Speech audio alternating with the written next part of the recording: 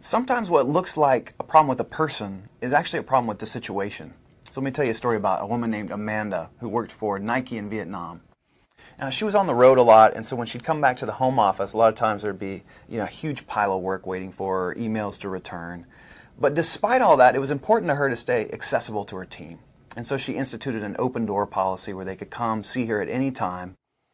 Now, because of that, Amanda was astonished when she got some feedback from her team on her performance, and it said that she wasn't listening to them.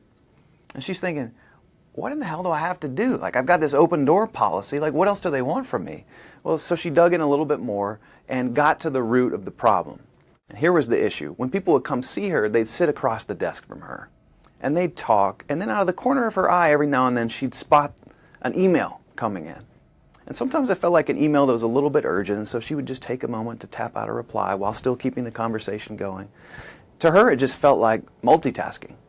To the employee, it felt kind of rude, kind of like she wasn't listening.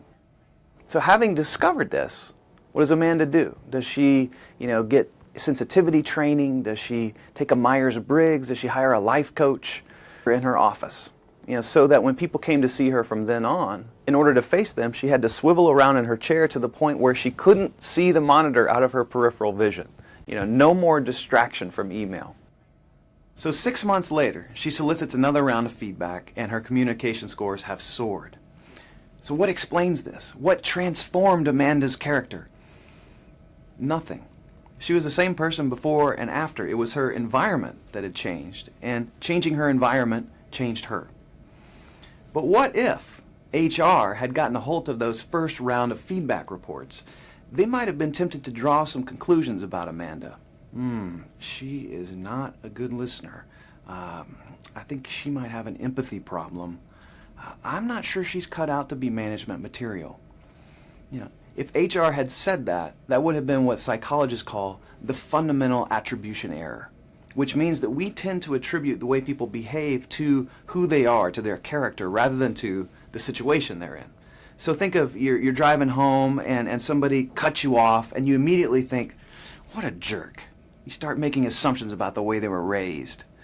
But that's odd, because I promise you at some point in your life, you've driven crazy. And why was that? Was that a manifestation of your true Aholian core coming out?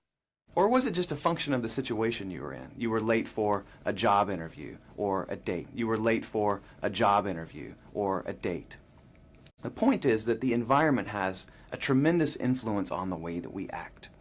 So the question for you is, at work, can you find ways to make your people better simply by changing their situation, their environment, just like Amanda at Nike?